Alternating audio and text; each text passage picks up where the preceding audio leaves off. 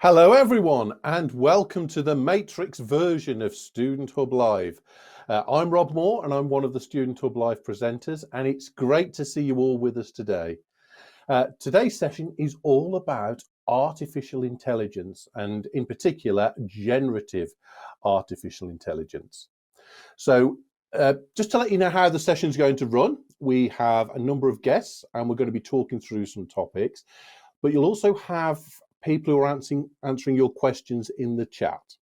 So we've got Alexander and Nerwin who are answering your questions. You'll see them in the chat and you'll know their comments because they will have SHL in front of their names, and they will do their best to answer your questions and point you out to some useful resources and some useful websites.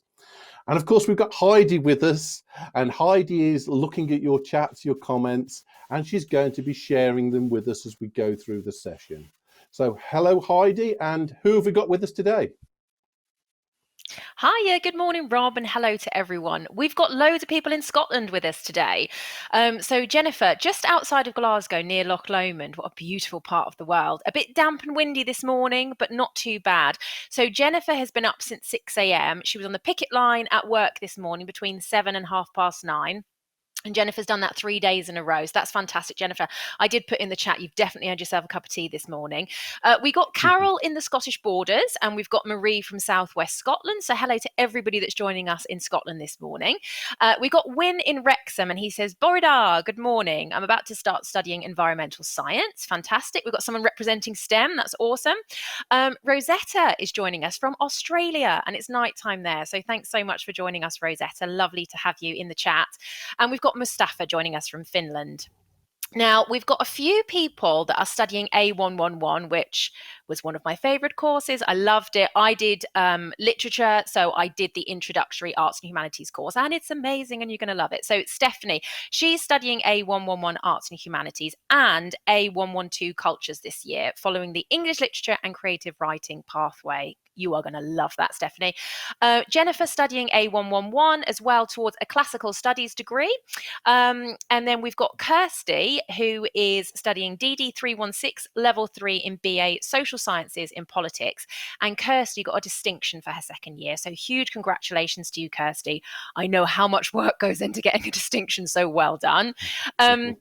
Tracy says, good morning, everyone, from an overcast Lincolnshire with my two study buddies, my rescue British Bulldogs, who are currently snoring like a tag team. So I've got Martha behind me, who is snoring so loudly. I'm amazed the microphone doesn't pick up her snoring because she's like a foghorn. So we've got all three of ours doing that then this morning, Tracy. And then we've got Louisa. So Louisa is in second year psychology and says that she's suffering from a major lack of motivation today.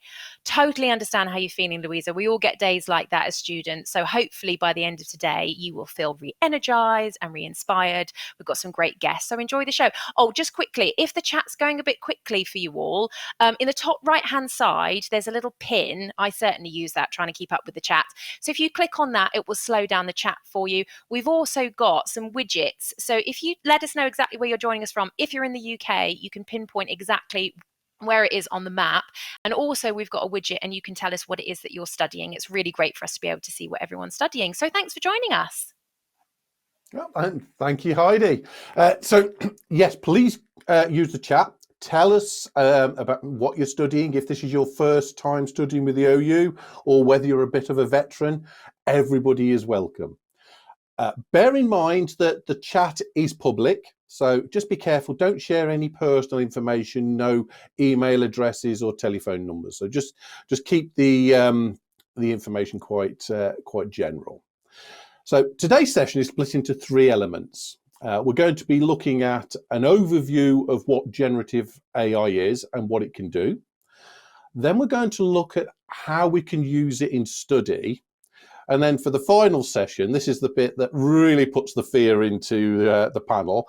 We're going to answer your questions. So if you have any questions that you want the panel to have a look at, pop them into the chat and we will get to them in the final session. So I'm really pleased today to have three fantastic guests. We have John, who's the Professor of Computer Science at the Knowledge Media Institute. We have Alice, who's the manager of internal communications and engagement. We have Liz, who is the senior lecturer in law in FBL and is our lead on generative AI. And this is a first for us. We've actually got ChatGPT has joined us live. So you will see a box with ChatGPT in it. And because it's not quite that intelligent yet, ChatGPT has a human helper who is Ashling, and we will hopefully hear ChatGPT reading out the answers to us as we go through. So let us know what you think of that. It's a bit of an experiment for us. We always like to try new things. So we're going to start off with the first session, and I'm going to ask John to explain in simple layman's terms, because this is what I need, what is generative AI and what can it do? So in the terms, terms that I can understand, what is it and what can it do, or what can't it do? So hi. So generative AI is a version of AI. There are different forms of AI, and actually people are using AI throughout their life, anything you do. The most popular versions of generative AI is obviously ChatGPT, who we have as a guest on the show. And ChatGPT takes a prompt, you'll hear that term a lot, which is a piece of text written in some language, usually English for the audience. You write a few sentences, and then ChatGPT will give an answer. So we'll produce some text. There are other tools like Stable Diffusion, DALL-E 2, and Midjourney, where you can put in a prompt, a piece of text, and you get an image as a response. So, which people have, and these have actually won art prizes and photography prizes, these images. And there'll be new versions coming out soon where you put in a piece of text and what comes out is a video. Okay, and when it comes to the outputs, what sort of outputs can you get? So you've talked about images, which can win art prizes. So in terms of the text, how does it generate the text? Does it come up with unique, brand new ideas, or because I'm not quite sure how it comes up with the answer, because it's a bit technical for me. Okay, so that's a great question, Rob, and it actually go into philosophy here if we're not careful. Not that I don't like philosophy. ChatGPT is basically, underneath it's a neural network. So it's a piece of computing which is inspired by the brain. We have a set of nodes with links, and those links can be strong or weak, and that's how it learns in the computer sense. ChatGPT has learned by reading the entire web. So imagine something that's read the entire web, then you feed in a prompt, and it gives a sort of average web answer to the question. Now, you asked, is that original or not? And to be blunt, there's a debate about this. So some people say it's only regurgitating and reorganizing things it's read on the web. But then what do? We read books, we learn at school, and then we give answers. So some people, maybe not me, will say, well, all we're doing is regurgitating what we learned at school or at university, etc. But for the most part, I would say let's say it's a clever sort of regurgitation. Yeah, I like that. Clever regurgitation. Yes, I can use that term. So Heidi, have people used generative AI, and what are they saying about it in the chat? Yeah, so Rochelle has said that I've had a lot of fun playing with the Deep Chat AI text generator. Some of them are pretty good. And then we've got lots of people sharing their thoughts on AI, some that are very positive and some that are a little bit less positive, shall we say. So Heather, I'm all for AI backing up human intelligence, not to destruct, but to improve. Ali says, personally, I think AI should not create music or art. I know that's quite a common way of thinking. Olivia said, currently studying languages and worried about AI taking my job one day. That's a really interesting one. I use a lot of these automatically generated subtitles for video, and so many of them are still so far off, but we know within quite a short space of time that the accuracy is really going to come along. It's the same within when we're in Microsoft Teams meetings. I can't have the transcription on the side because I get the giggles so badly with some of the things that it says my colleagues are saying because it's so poor. But like I said, everything's just moving so fast. The technology is evolving so quickly that it's in no time it's going to be completely accurate. And then we've got Louisa. At the end of the day, we'll always need humans to program AI unless it teaches itself how to think and feel, which is a little bit of an ominous thought, isn't it? Yes, ChatGPT thinking and feeling. Maybe that's why it's not answering me at the moment. It's got a strop. It's having a strop with us. I do remember I was given a lecture to a group in China. I don't speak Chinese, but I had an interpreter who was delivering my words. But when it came to the slides and the chat with the students, I was using just a chat function that immediately translated questions from the students into English and my answers back into Chinese. And that was phenomenal. That was probably my biggest academic use of artificial intelligence, was just actually delivering a lecture. So, John, in terms of where we're heading with artificial intelligence, what sort of things can it do for us now, and where do you think it's going to lead us? Yeah, so some interesting points made by the students. Let me just reflect on those quickly, if I may. Jobs. So the best phrase I've heard around this, and I hope it's not too scary, and that is AI probably won't take your job, but maybe somebody using AI will. Having these tools around is like having an infinite army of interns. So everybody gets an infinite army of interns in their job. And then you're leading that army by creating the right prompt. The key at the moment is to create the right prompt. And in fact, there are already jobs as what's called prompt engineers, which have six-figure salaries. So writing these small pieces of text. A student mentioned programming. So humans need to program. So one of the best uses of generative AI at the moment is to support programmers.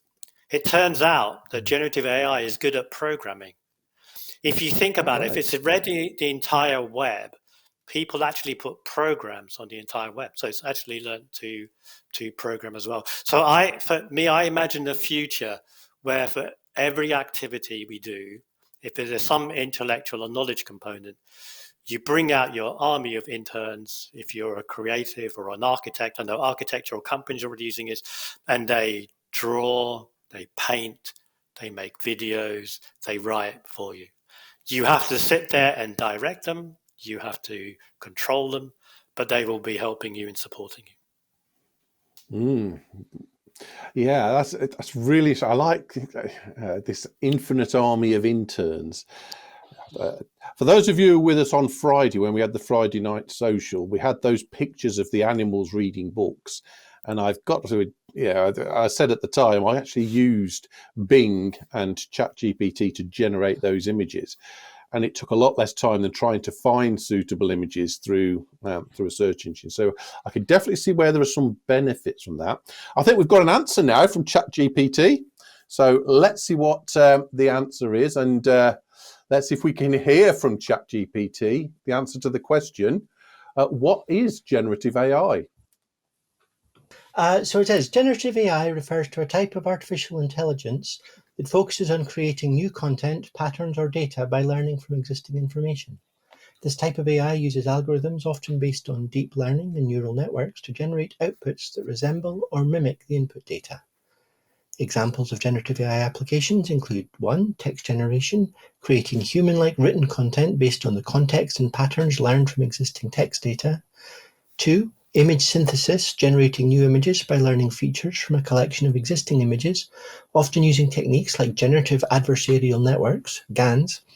3. Music composition, creating new music by analyzing and learning from existing melodies, harmonies, and rhythms. 4. Voice synthesis, generating human-like speech from text inputs often used in text-to-speech systems, which you can't hear apparently. Generative AI has the potential to revolutionize various industries, including art, entertainment, advertising, and communication, by automating and enhancing the creative process. However, it also raises concerns about the authenticity of generated content and the possibility of misuse, such as generating deep fakes or misleading information. Okay, thank you, ChatGPT. So, panel, I know we haven't heard from Alice or Liz yet, but what did you think of that as an answer? So, anybody want to go first? No, I'll go on then, Liz. So, what did you think of that as an answer from ChatGPT? I think that's a really good example of what ChatGPT and text-generated artificial intelligence can do, because it's written really well. It's got good written English. Superficially, it looks like a really good answer. However, it does raise some of the issues around the limitations of ChatGPT. In terms of, it can sometimes lack detail or lack depth that you have to either ask it more about, or you have to rely on your own knowledge to understand where the gaps potentially are. So I think it's a really good example of both the positives, but also the limitations of the technology. Okay, thank you. Thank you, Liz. And Alice, you wanted to add to that? Yeah. Hi, everyone. I just thought it might be interesting to reflect on a couple of kind of real life examples. So, as Liz said, sometimes it can sound great, but isn't maybe necessarily completely accurate. So, in my professional role, I'm a comms manager. Sometimes I have to write copy for articles, for websites, etc. And it's really good at giving me a first draft. So if I just jot in some bullets and I say, ChatGPT, come up with a 300-word article that uses these bullets to this audience, and it will give me a first draft. What it won't do is get the tone right necessarily. Sometimes it's mixed up some figures. So I've had examples where it's said, say, for example, we have made 7 million when in fact we are looking to save 7 million, for example. So there's always the need to kind of reflect on what it's given you and to check and kind of edit responses. Now, I'm also a student at the OU. I'm studying a research degree, and I had some sort of worries about, could this just come up with all of the thesis that I might spend years writing? And I asked it to come up with a couple of draft paragraphs for a chapter that I'm writing, and it just couldn't do it. So from a research perspective, there are still a lot of examples where you have to go and look at, old school. You have to look at books. You have to read through articles of interviews. You have to go into archives. Maybe there is, although ChatGPT, the large language models can draw on all that wealth of information on the internet, there are examples where the nuance or the exact information just isn't there, and that as a researcher you have to go in and do as a person. So that's an example from a couple of different perspectives that I've come across myself. Thank you. And I think we're starting to touch on some of the limitations now of generative AI. And I think, as John said, these are going to get, it's going to improve as time goes on, the more that it learns. But what I heard you say there was it's giving us plausible answers, but plausible is not the same as accurate or factually correct. And I think that's the stage we're at now. And I think there's a lot of work to be done to, once you've generated your content through your prompts, to then interrogate and say, is this actually accurate? Has it put the correct facts in the correct orders with the same thing? And I really like that. We would call them typos if we were writing, where it's the difference between saves 7 million or sold 7 million. That's the sort of thing that we could easily do as humans, but we can't just trust it without the checks. I'm going to get to Heidi now for a quick review of the widgets, because we've asked you to tell us what you think about AI. And also, it looks as though we've got a prompt engineer in the audience, Heidi, somebody who does that as a job. So, yeah, we so let's have a... have.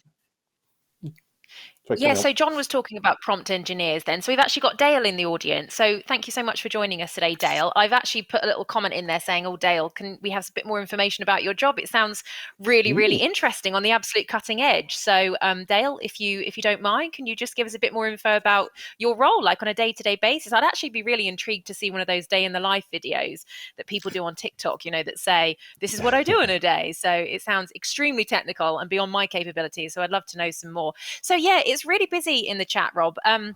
People sharing lots and lots of thoughts around what they think of and AI and their engagement with AI, particularly Chat GPT. So Demi says, Chat GPT made me a meal plan for a week with a shopping list, and I never even thought of using that for my meal plan.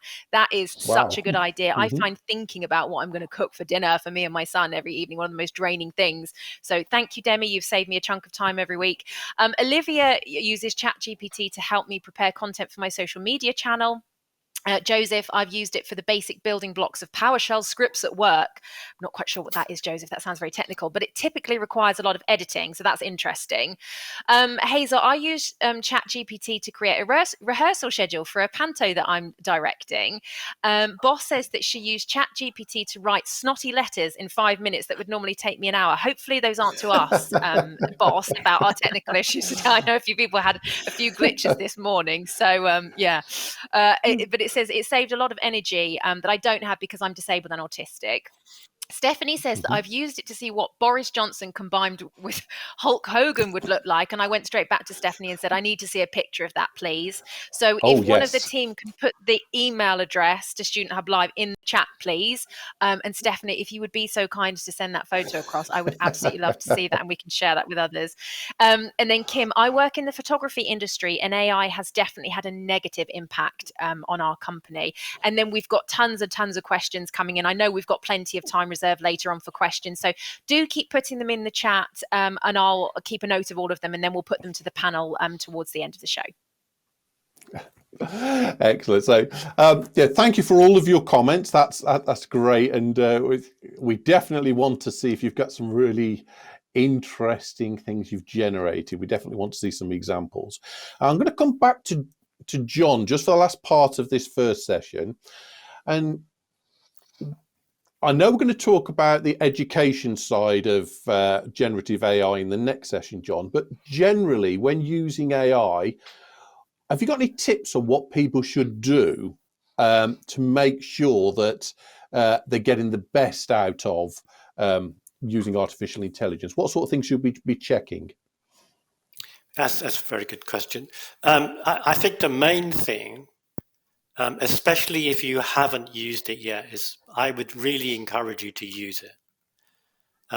We've been doing some studies at the OU with staff showing them, and there is a lot of fear out there, and there seems to be a correlation between fear and not using the technology. So please, especially if you're worried, you do a Google search and you'll find Chat GPT in OpenAI. Just have a play and have a play with it. One of the things I would stress is it's still unknown. So most people need to learn how to use it. But actually, even the developers of ChatGPT at OpenAI don't really understand how it works. It was not so much of a secret. And they were quite shocked at how powerful it is. So there are some technical details. I won't go into them now. But Heidi mentioned the prompt engineering role. So I would encourage people to become your own prompt engineer. So, for example, if you want recipes, you might start by saying, write me a recipe, and everything is really bland. And you say, okay, write the recipe, but I like pasta, I like the Mediterranean style, I don't like, etc., etc. So really have a play. And another thing we found in our studies, this thing, when you interact with it, it appears human-like. You put in some English text, it responds with text or an image, but it's not a human. Really, what you're doing is you're programming a very complex machine in English. So just have a play. There are already websites. There's one called Prompt Base where people sell and buy their prompts. That's how valuable they are. So people, I know like the person who won the photography prize, they've spent days in honing their prompts. It's almost like writing the ultimate piece of poetry. So spend time and have a play, read prompts out there, and try it again. But the students are for different elements of your life. I think one of the main things, if you have to write an email, don't write the email. Just write some bullets, give it to ChatGPT, ask it to change it, etc. Also, maybe the final point I'll make is it's really a conversation, and the more context you can give it, the better. So have a first go, and then you can say, "Oh, that wasn't quite good." Highlight highlight the Mediterranean element of the recipe, or have less fish, etc., and go on. So treat it as a conversation with a complex machine. Well, so thank you, John. And I'm sure everybody's a bit surprised that they've come along to a university session on artificial intelligence and you've told them to have a go, have a play. We're not telling them to be scared and run away. We're going to be talking in the next session about how to use it effectively to support your study and what is appropriate and what is not appropriate.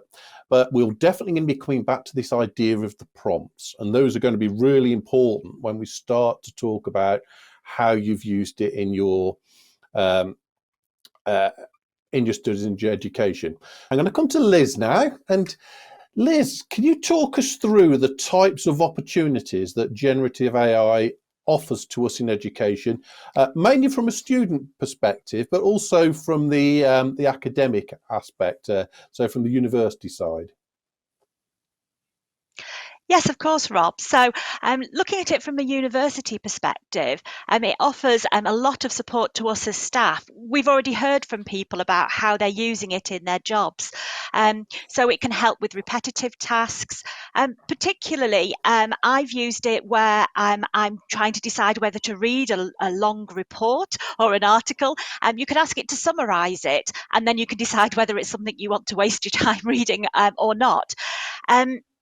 There's also the possibility in the future that we can use it to offer more personalised support to students. But I suppose most of the people that are watching today are thinking about how could I possibly use it as a student studying with the OU. So I would echo what John said earlier. If you haven't already used it, have a go, have a play with it, find out what it can do, and work out for yourself what you think it's good at and what it's not. Because we know that going forwards in the world of work, being able to use generative AI is going to be really important. So as students, you need to use it both within your studies and outside your studies, so that you can show employers that you have those digital skills. And I wouldn't be frightened of it in terms of what it means in terms of work, because it is also an opportunity to really stress the value that we add as people to the things that we do. So generative AI sounds really convincing. It looks impressive, but it is, as John has said, a machine. And so there are human skills that we possess in terms of empathy, soft skills, critical thinking, all those human skills that we bring that generative AI doesn't. And so working with generative AI, playing with it, gives you an opportunity to see where we add value to it, but where we can relinquish some of the more repetitive, boring tasks to generative AI to free up our time to do the things that we enjoy, or to do the things that we are able to do much better than generative AI. Looking specifically then at your studies, some of the things that I know people have talked to me that it seems generative AI is really good at, it can help you with revision or making sure that you understand part of your materials. You can tell it what you know and ask it to tell you the gaps. You can ask it to summarize an area and compare it to your own notes to see what is missing. So it's really good as that kind of revision knowledge summary. It can also be good as a study buddy. So in my area, which is law, students have to write essays at some point in their studies. And often that's about putting forward a particular argument. So, one of the things you can do is develop what you think your argument's going to be in your essay, and then ask ChatGPT or a similar program, what are the counter arguments to that? And then you can use that to strengthen your arguments and to address any weaknesses in it. Because it's this conversational tool, if you don't have anyone to talk about your studies with, it may be you're in a study buddy group, but if you're not, you can use ChatGPT in that way to kind of give you that support. The other thing, the thing to be aware of though, is that there are limitations to it. So don't take everything it says as being true. So in my area, I know when I've asked it things about the law, it's given me plausible answers, but it's wrong. And sometimes that's because it's picking up the law from other countries, not from England and Wales. Occasionally it's given me cases and I think, I don't know that case. I must be a really bad law teacher. And when I've looked up the case, it's completely fabricated. It's made up. It looks really plausible. It looks like a case, but it doesn't exist.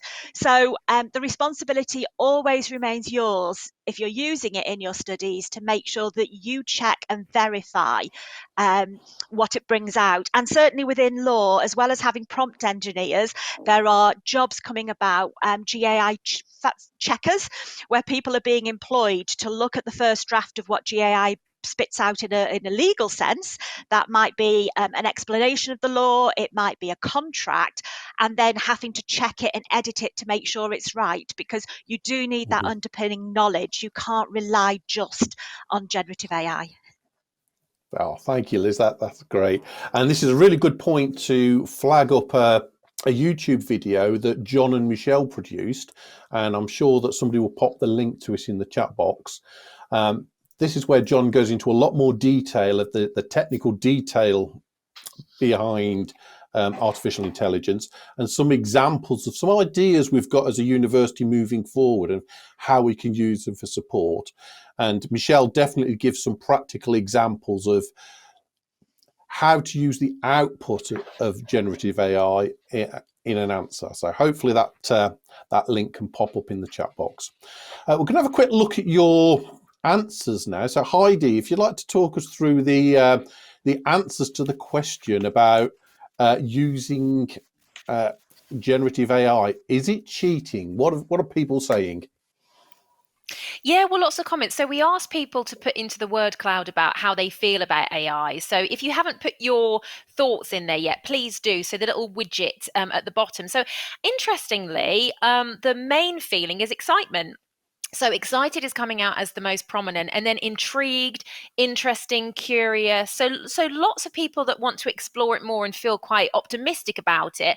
And then there are, of course, those that feel a little bit more apprehensive about it. And then we've had our students just sharing how they've used it, how it's benefiting them. So Stephanie interestingly says, I don't think I'd ever use it for assignments, maybe for collating information that would otherwise take me a long time in research. But for now, I'm going to completely write my own assignments myself. So not going to use any of it to help and assist Stephanie with her assignment.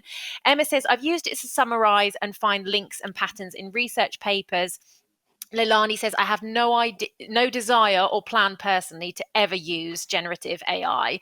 And Aaliyah, I do hope that I'm pronouncing your name correctly, says, I attended a More Equal Digital Society demos event the other week in which an MP discussed policies. It really made AI less terrifying and left me viewing it in a more positive way. So lots of mixed feelings about AI in the chat. Excellent. And from your answers to the multiple choice question, 28% of you think it is downright cheating. Only 3% of you consider it the same as using a spell checker. 34% of you have said it depends on the amount you use.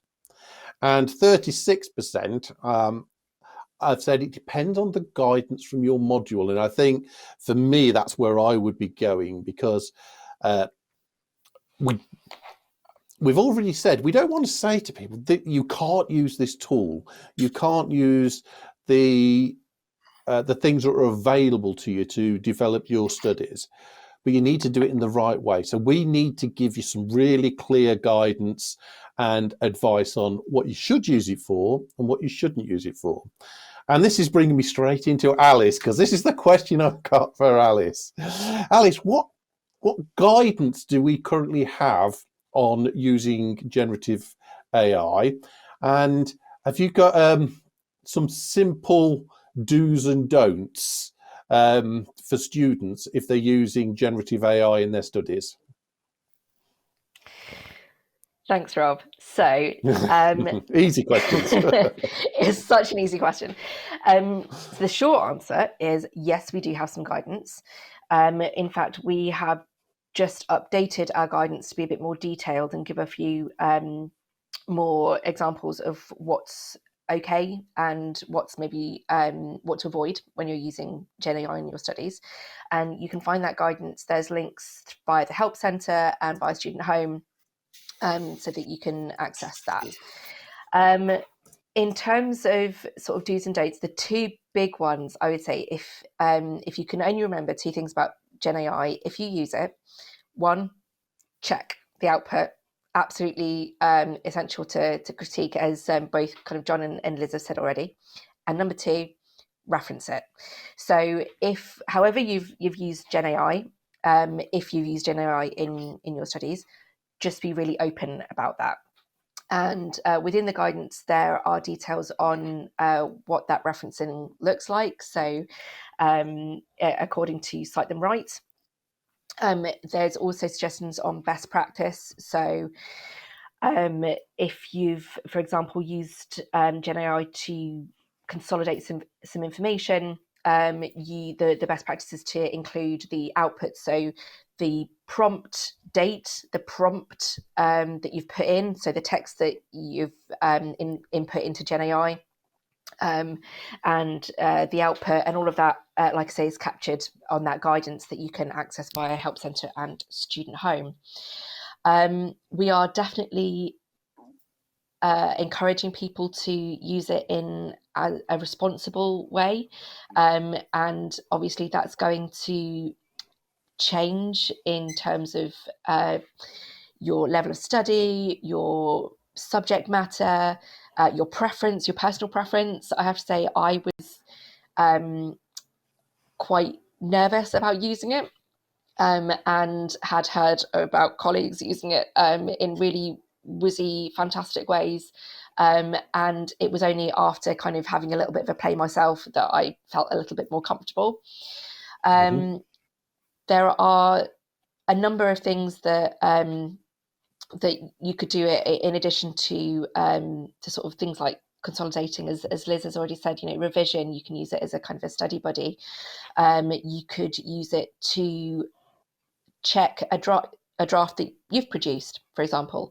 You could input a draft of an essay and say, could you critique my arguments and help make it help you to strengthen what you're talking about. I think the absolute key is, I guess, this debate around cheating, and that is a concern for some people. The policy around plagiarism at the Open University hasn't changed, so the principle remains the same.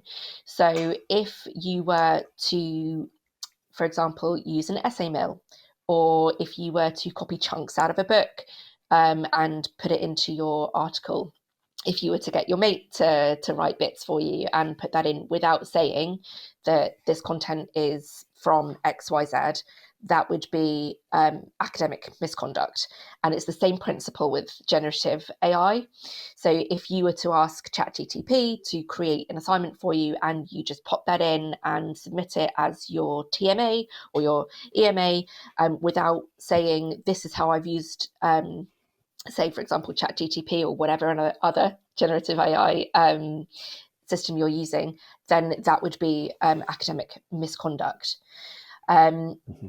There are going to be, as I say, sort of differences depending on what subject matter you're using.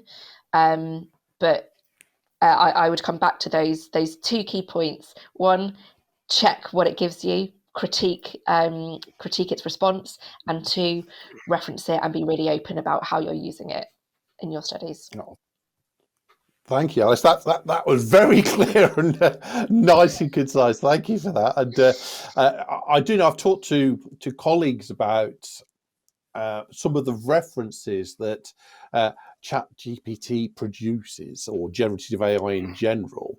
And I know we all hate referencing. We don't like doing that big long list at the end. And there's a real temptation to think, oh, I'll get ChatGPT to do it. Be warned, ChatGPT doesn't actually understand the reference. It will give you something that looks like a reference. It's in a reference format, but if we try and follow it, it doesn't take us anywhere. And as a tutor, that's something I'm definitely going to be looking for. I do follow references at the end of the page. But and I think that comes we can back definitely... to that. Oh, sorry, Alice, carry on. Sorry, Rob. I was just going to say, I think that comes back to that critiquing it, doesn't it? Because it can give you a reference. It can reference a journal article from a journal that exists. It can reference an author that exists and a title that exists. But those 3 things might not all be real in the same journal, article, author. Yes. And that is something... so yeah, even if it looks plausible, if it sounds like it should exist, just don't necessarily trust what it's giving you. Yeah. So it's actually more work to let ChatGPT do your referencing than to do it yourself. I've got away from Liz. Liz, you want to add to that? Yeah, there's just one more thing I wanted to add. I had an essay, because I tutor as well. I had an essay given to me with a reference which did exist. So the article was the name of the article in the journal that it existed, but like you, I check. And when I got there, the article was about A and the essay was about Z. So it was nothing to do with the subject of the essay. So yes, you just need to be really, really careful with references in ChatGPT. It does some weird and wonderful things. We're going to be picking up questions at the end, but there's one that's popped up from Patrina that I just wanted to deal with now. The question is that we've been told as students not to use Wikipedia as a source. How is generative AI different? Well, actually, it's not, because I never say to students, don't use Wikipedia as a source.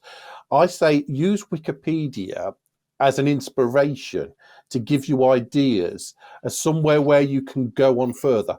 What you can't do is reference Wikipedia as a robust, trusted source, because you don't know the background of the content. But I use Wikipedia quite a lot as inspiration, to get some ideas of what things to go and look at, and I can then track down more reliable, more robust sources. So I would never say to a student, don't use it at all, but I would say don't reference it as your main source. Use it as a way to jump to something else. And I think that's, in very broad senses, that's what we're saying about generative AI. Use it, but be skeptical. Use it to inspire, use it to create different ideas, but actually don't trust it as a final, robust piece of work in itself. So, and hopefully that's agreeing with what everyone is saying. Now we're going to hear from ChatGPT, and hopefully the throat lozenges have worked and we'll be able to hear. So we asked ChatGPT, how does generative AI support higher education? So we'll hopefully you can read it on the screen. If not, let's hear what it says. While it's generating the response, can I just say something personally? Yeah. Oh, of course you can, Ashley. Because here we go. It is giving some text. Just to follow up on that, there are 2 quick things. One is, and this is a general lesson across all subject areas, I think, is that you shouldn't be taking any source uncritically, ever. That's one of the things as part of a university education is to learn to be critical of what you're reading. And so to quote unquote cheat using generative AI, The thing is, to do that well, you have to be critical of what you read, understand where it's making mistakes, etc. All of the things you would also have to do with things from a human source. So actually, it could be quite good practice, if you like, to try and develop your skepticism in questioning things. And then the other side of things, on a very, very technical point of view, for things like the case law, etc., or for the referencing, what we're seeing just now is just talking to a plain large language model. When those are tied to things like the ability to consult a database of case law or a citation source, etc., they will be able to pull out genuine sources that really are relevant to what you want. So just the plain thing without any surrounding tools is not very helpful, but that's what we're experiencing now. What will come is integrating with other things. Anyway, sorry, ChatGPT now. No, thank you. That's great. Okay. So generative AI supports higher education by automating content creation, enhancing teaching materials, and personalizing learning experiences. It can generate summaries, quizzes, and practice questions based on course content, aiding students in their studies. Additionally, generative AI can create realistic examples and simulations for hands-on learning, adapting to individual student needs. This helps educators save time and resources while providing tailored and engaging educational experiences, ultimately improving student outcomes. Thank you, Ashley. That was perfect. And John, you want to come in there and add to that? Yeah, just to say, Aisling pointed out a key point that generative AI has been trained on the entire web. And what one can do is you tune it, is the phrase, to use curated material from your company. At the Open University, we're right now doing that. So we're taking now our content, which we've spent 50 plus years writing, and giving it to generative AI, the next version, GPT-4. And from that, we're building an AI module writing assistant to help us in the writing of educational content for our students, and also producing a digital assistant, which we hope in a few years to give to every student. And this will be able to do things like have a button saying, I don't understand this bit, explain it to me like I'm 14 years old or whatever you want. I want to talk to an AI about this, generate some quizzes for me, generate some flashcards. I want to talk to somebody about this. So we're doing this right now, just taking the generic tool and then tuning it to speak with an OU voice. Excellent. Thank you, John. Heidi, let's hear from our friends in the chat. What's being said at the moment? What are they thinking about this? Are people getting excited or getting more nervous? So what's the temperature like at the minute? Yeah, there's loads going on, lots of really interesting conversations. But I've actually got a question for John. Is that okay, Rob? We've just had one that's come in, and I just want to pick up on what John was saying then. Great. So, John, that was really interesting that you were talking about what the OU's doing in response. Donna has asked the specific question, has the OU employed its own AI prompt programmers yet? Ooh, good question. So we haven't put an advert out to get our own prompt programs, but the Open University has dedicated innovation institutes. So one is the IET, Institute of Educational Technology. The other is the one that Aisling and I and Nirvan and Alex sit in, the Knowledge Media Institute.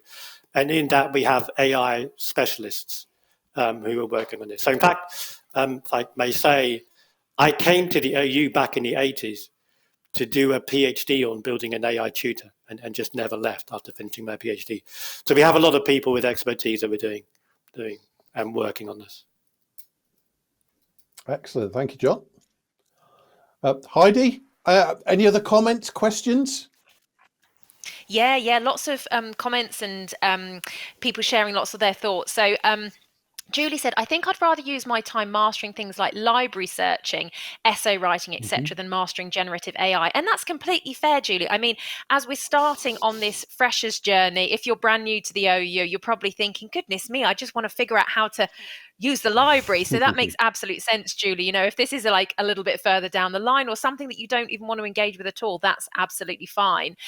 Elsa says, as a non-native English speaker, AI is a great assistant to help me with writing academically. So I thought that's a really good perspective as well for those that don't speak English as a first language.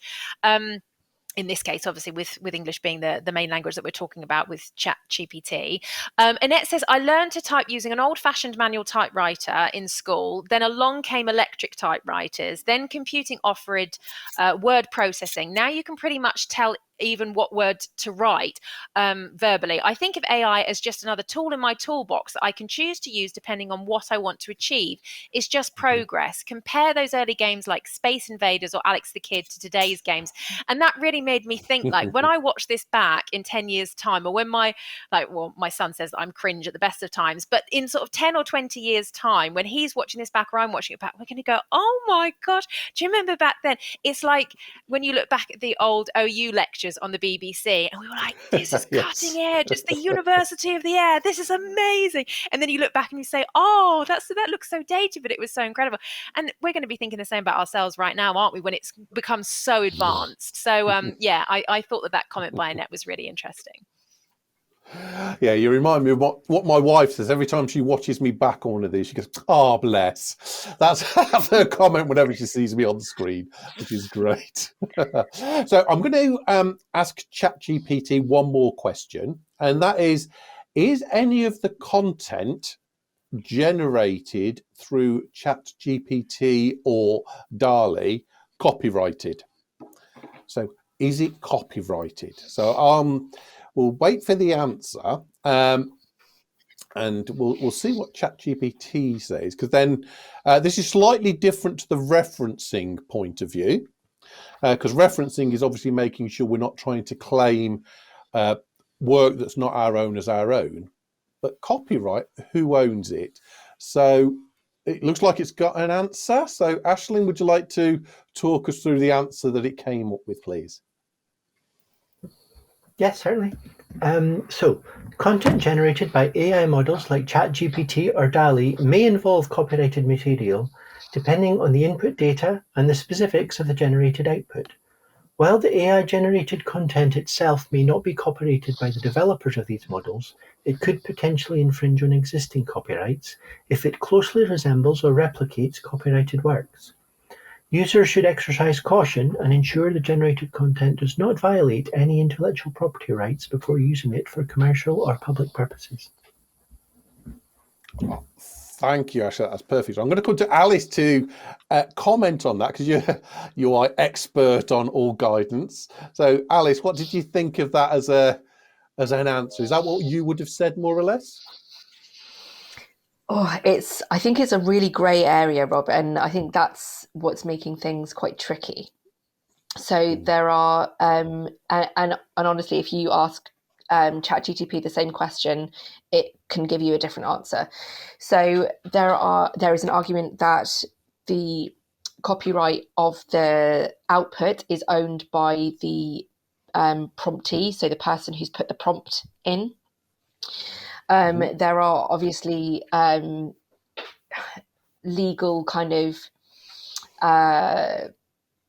like I say, sort of grey areas, kind of things that aren't entirely clear. So for example, if I said to ChatGPT, please could you come up with a story about Iron Man and Spider-Man and produce a screenplay, there you might start to come into copyright issues, and Marvel might not be too happy if I was to then go and try and sell that as a article, for example. But when it comes to, I think, work within your studies, the key is, like I say, to reference it, and if that will really cover you in terms of whether you're owning, copywriting, and all of that kind of stuff. The key thing that we want to know is, what is your thought process? What are you learning? And being clear about how you're using all the other tools, whether that's a book or a web article, whether it's Wikipedia, which I have used in the past, or whether it's ChatGPT. the principle remains the same. I don't know if Liz might have any anything to add to that from a law perspective. Well, if we can come, John had his hand up first, so if we come to John first, sorry, Andrew, John first, and then we'll come to Liz. So, John. Yeah, I'm sure Liz might correct me, but so I think there are a couple of elements, or three things I would say. So I've been at conferences with lawyers, and most of the answers they give to the questions are "I don't know" or "Nobody knows." It will depend on the region. So each region has its law. So, for example, I know in Europe, they are working on demanding that all the sources that any AI was trained on are made public. In Japan, they've recently announced that there is no copyright when one considers training an AI. So there are going to be radical differences. The third element will be the terms and conditions for any service that you use. I think for some of them, like Midjourney, any image, you own it, which makes it easier than using Google image search. I'll pass over to Liz. Thank you, John. So, Liz, do you agree, or what have you got to add? I agree. I mean, it is really unclear at the moment because it is such a new area, and we are going to see cases come to court, and hopefully that will clarify the law. There are cases ongoing at the moment from authors claiming that generative AI has infringed their copyright. So you may have picked up George R.R. Martin, for example, has brought a case, I think, in America over infringement of copyright. Part of the problem is at the moment, the UK government, which obviously governs us in the OU, as we're based in England and Wales, is not following the example of other countries and doesn't at the moment seem to have a plan to bring in laws specifically to regulate generative AI. So it is going to take, I think, a bit of time to work it out. In terms of who owns the things that come out of generative AI, the output. The issue is that at the moment, under the law, a machine cannot own copyright. So generative AI can't own the copyright that it ChatGPT can't own the copyright of what it produces. So individual tools have their own terms and conditions. So, for example, ChatGPT purports to give the copyright to you if you've put the input in, but it's really unclear as to whether that is legally workable when it might put out very similar outputs to different people. But as far as you're using it is concerned, I think just be careful if things come out that would be copyrighted, like quotes, recent song lyrics, recent books, things like that. It's likely to be copyrighted by the original author. And as Alice says, be open about how you've used it and where you've used it, particularly in your assignments. And at the moment, I think that will be fine. You don't need to worry particularly about it. And we will, obviously, as the OU will update the guidance as the law becomes clearer as to what the position is.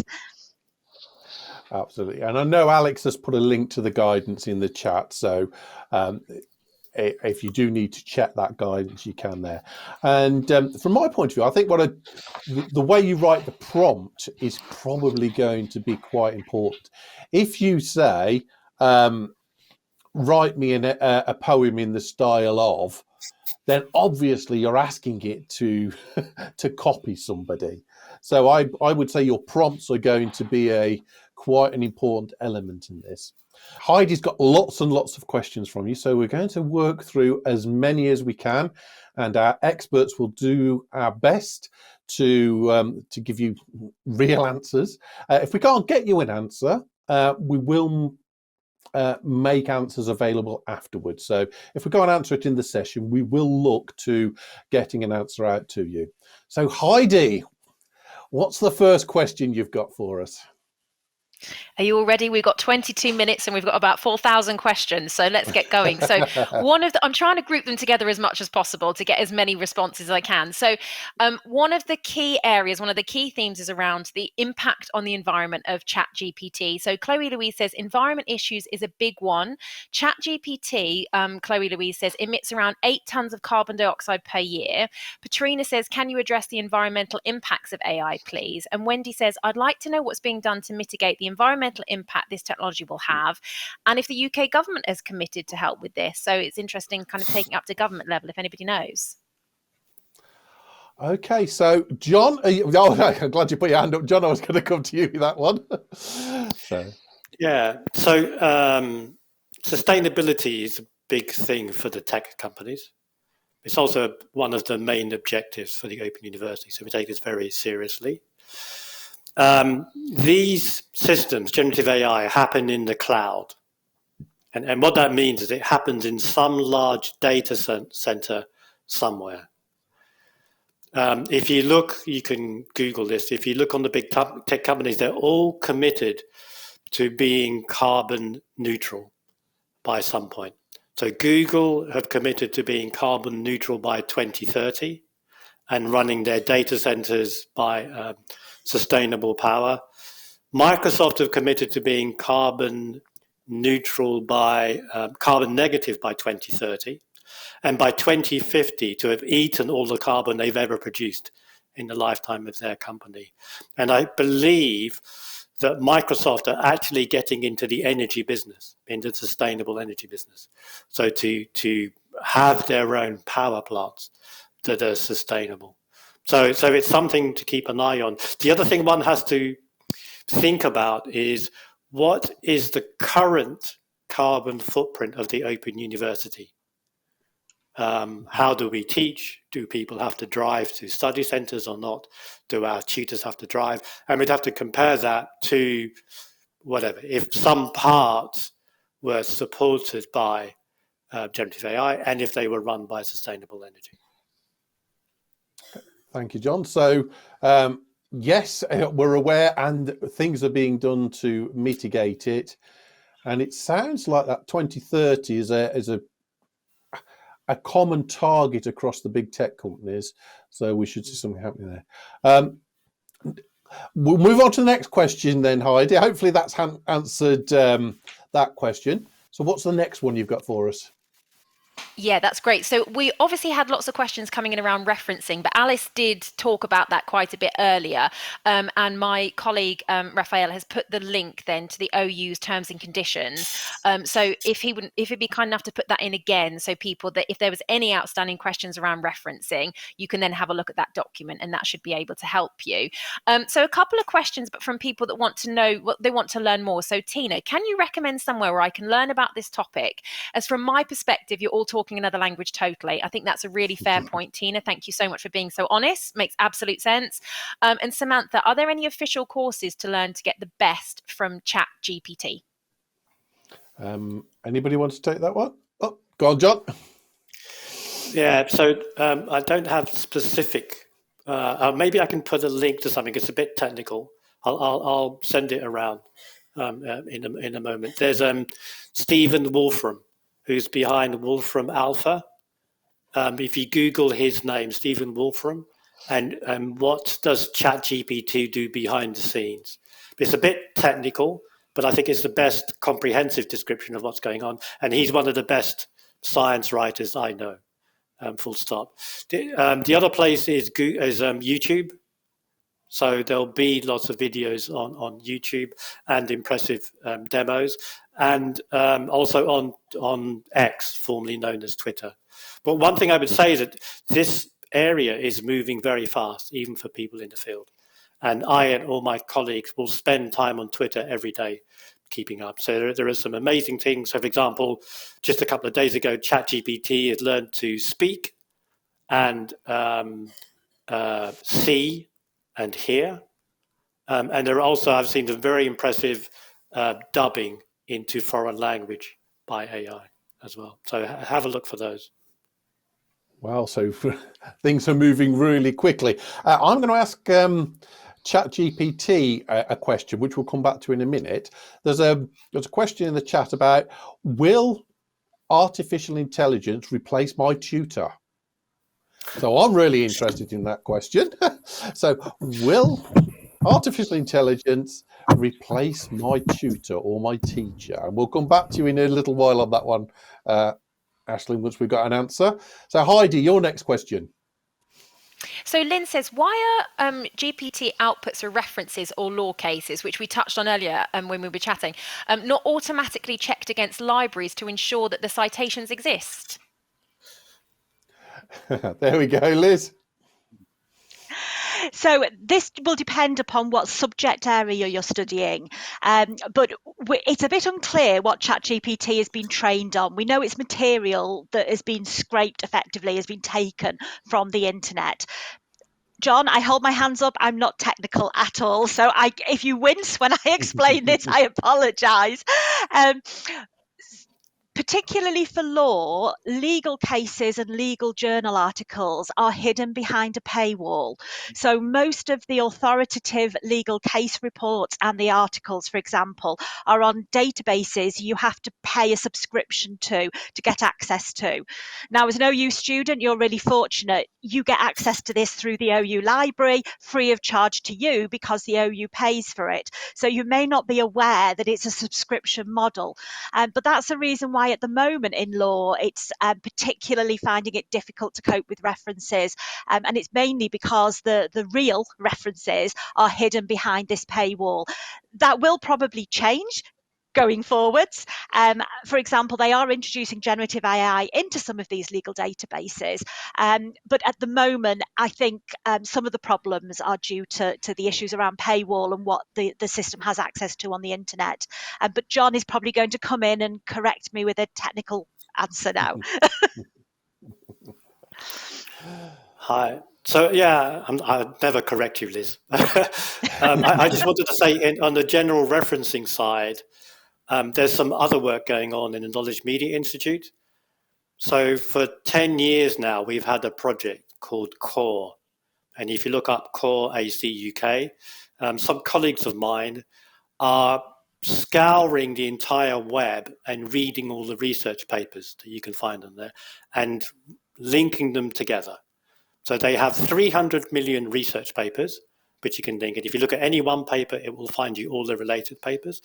They've just in the last months linked that to ChatGPT. So there's no service available yet, but if you Google Core GPT, you see what they're going to do is you type in your query, it will search the 300 million research papers and then find the 5 that are most relevant and summarize them for you. So not now, but I'm hoping some point in the future, we'll have an OU GPT with referencing service. Excellent. And I think that's really important that you can only get answers on the things that ChatGPT has been trained on.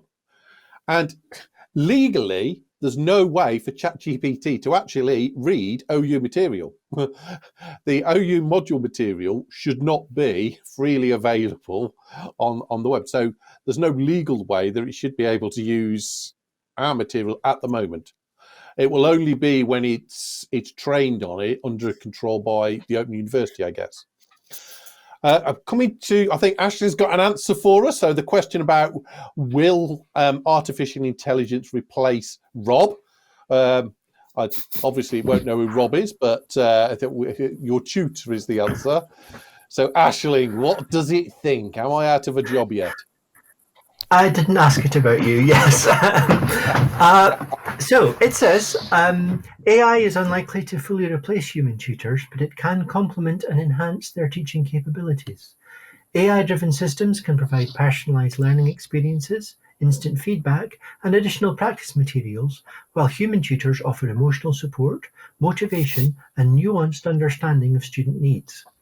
The combination of AI and human tutors can lead to more efficient and effective learning experiences, leveraging the strengths of both to benefit students. Oh, I quite like that. So, as the other tutor in the room, Liz, what did you think of that as an answer?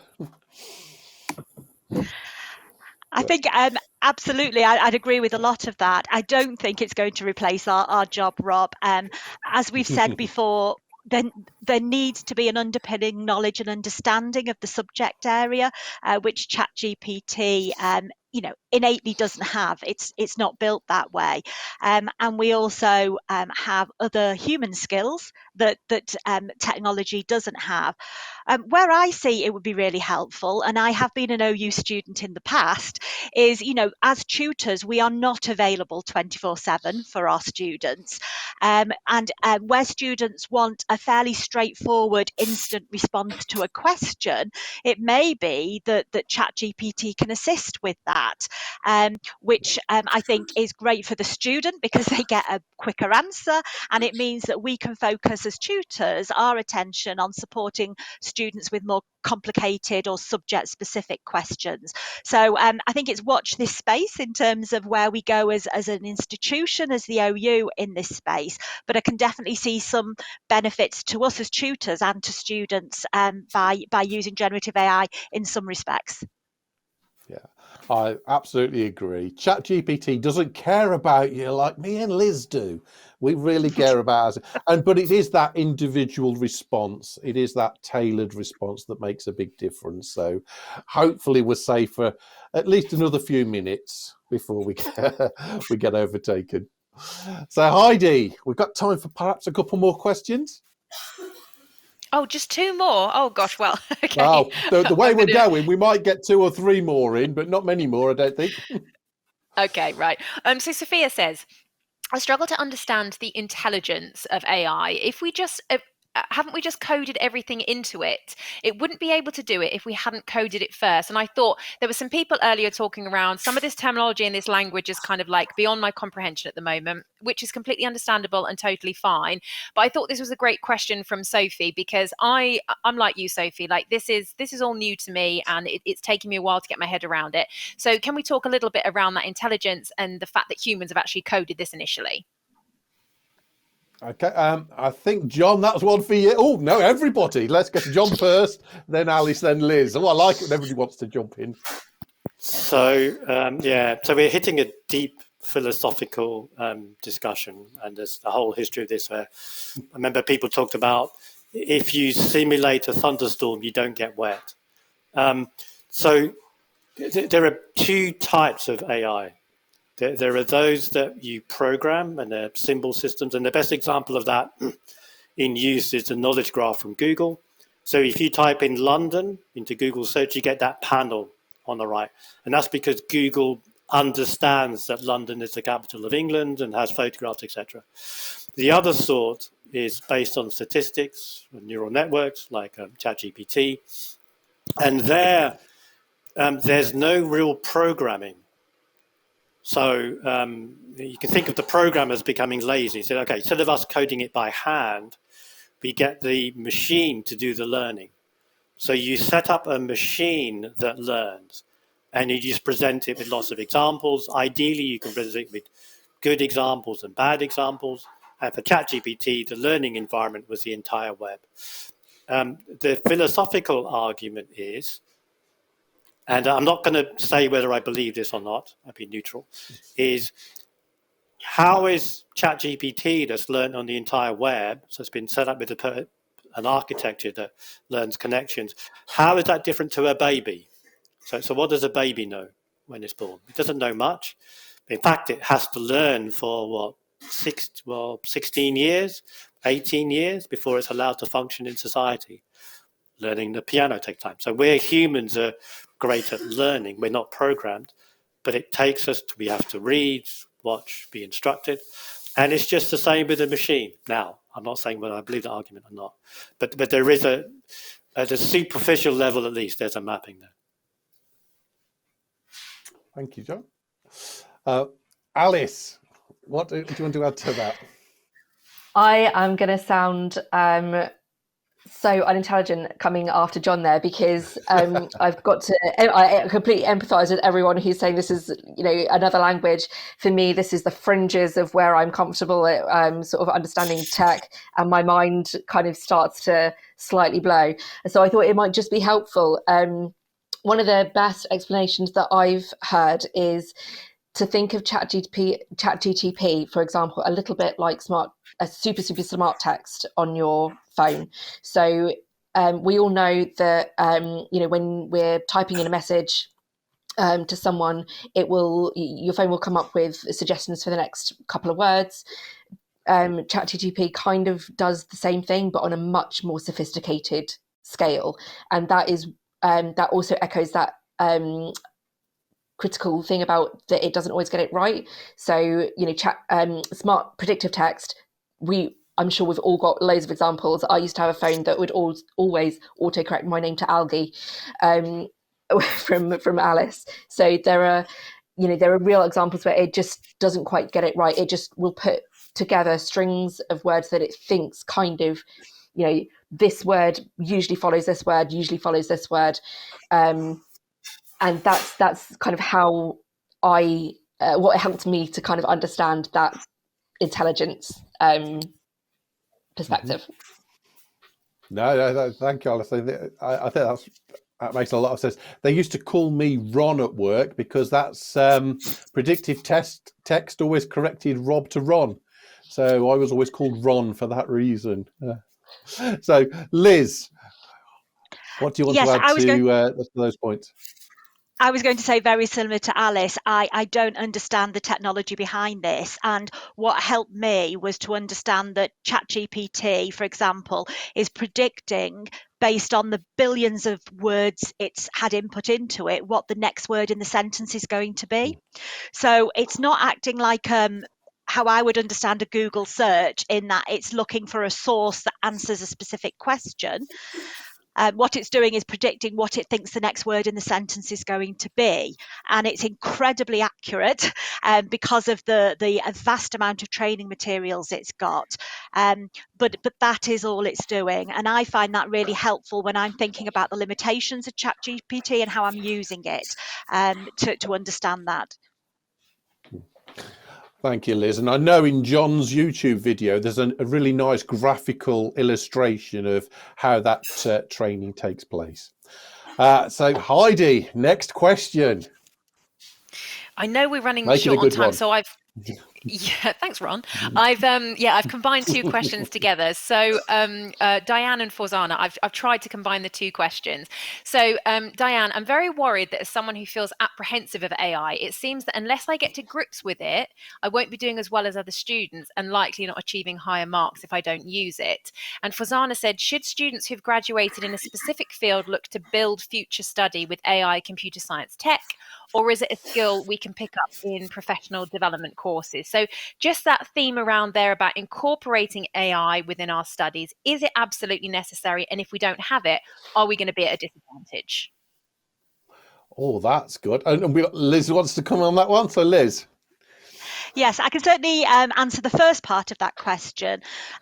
So I would say if you're apprehensive about it, and I am not a technical person at all, my 18-year-old computer scientist daughter laughs every time I mention that I'm talking about generative AI, which kind of says where I am at in terms of tech.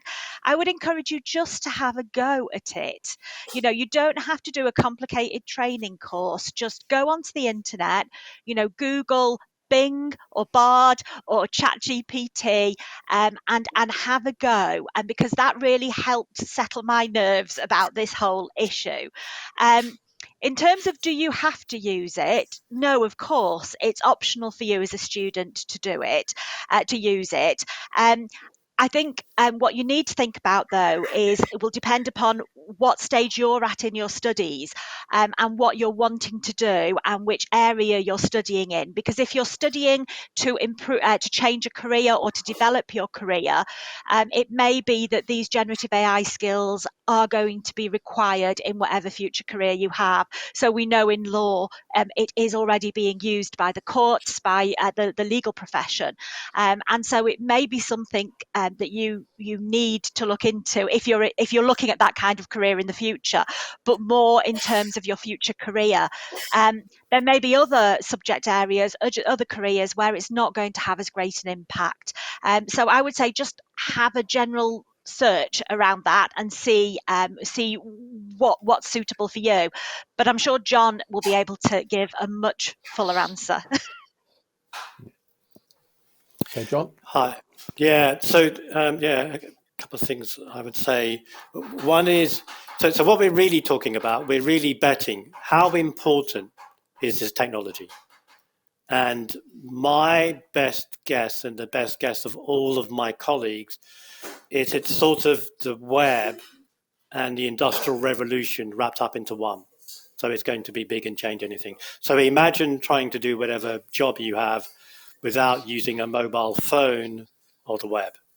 And that will give you an idea how big it is. In terms of what training, I'm a professor of computer science, but I wouldn't advocate that anybody does a general technical course, like a foundations of computer science course. I would say there'll be courses coming out from everywhere, including the OU, on generative AI plus some area. Generative AI for law, generative AI for chemists. So look out for those courses, the generative AI plus your favorite area, and I would encourage you to take one of those. And also, as Liz has said, we said repeatedly, just play with it. Absolutely. So thank you, everyone. I can't believe, oh, go on, Alice, I will let you squeeze something in quickly at the end. Thank you, Rob. Sorry, I know we're at time, but I just wanted to say that all of those things, career training aside slightly, I just wanted to reassure anyone listening that you're not going to be penalised if you don't use Gen AI in your studies. It is one tool in amongst a toolbox of many, and we are developing it. We're moving forward, but no, you're not going to get a worse mark than someone else on your tutor group because they've used Gen AI and you haven't. It's about your learning and your understanding of the subject. I would endorse that, because I do have students who, for various reasons, still have to handwrite their assignments. And they are not penalised because they can't use a computer to write their assignments. They are treated exactly the same. And that's our job, to make sure that we're fair and that we don't expect you to use tools that you're not familiar with. So I just want to say thank you to everyone. That has been a fascinating discussion. I remind everybody in the audience about the feedback form. The link to it is now in the chat box. That helps us decide what you want us to talk about, which guests you want us to get in, what topics do you want us to cover. So Heidi, what are our last comments from the chat just before we finish? Well, it was actually a comment that it did make me smile. It was when you were talking earlier about, Rob, that you were known as Ron because of predictive text, your colleagues calling you that. Sabrina has put in the text, and this did make me smart. Predictive text used to change my name to urinal. Most unfortunate. So you're not the only one, Rob. It could be far, far worse, couldn't it? It could be worse. So I'm really sorry to hear that, Patrina. But thank you so much to everyone that's engaged in the chat today. Fascinating conversations. It's been super, super busy. I've tried to put as many questions as possible to the panel. If we have missed your question, please do pop it in the chat now and we'll come back to you afterwards. We'll get in touch with you. But yeah, thanks so much for the engagement today. It's been a great show. Oh, thank you, Heidi. And so it's been great talking to everybody, and I'm sure this is a subject we're going to be coming back to time and time again. And when we get updated guidance and information, we'll make sure we run another session on this in the future. So remember the feedback forms, and also keep your eyes open for the other Student Hub live sessions that are coming up. So 3rd of October, we've got a quiz, the OU Essentials quiz. So come along and see what you know about studying with the OU. We're doing that at 11 o'clock next Tuesday. And there are prizes for the winners. So come along and see if you can nab some of those prizes. Then we're looking at sessions on essay planning for beginners, use of social media. So we've got my colleagues from business and law are going to be talking about how we can use social media in our studies, academic conduct and how to make sure you don't fall foul of the rules, developing essay planning, improving your academic writing, and yeah, a range of workshops helping you to improve the way you put your assignments together. So you can find the details for all of these on the Student Hub Live webpage, and you can subscribe to get the latest notifications. So thank you to all of my guests, and thanks to everybody who's been supporting us in the chat as well. It's been great. And to everyone who's posted questions and comments, we really do appreciate your time with us. So till we see you again, have fun, enjoy your studies, and goodbye.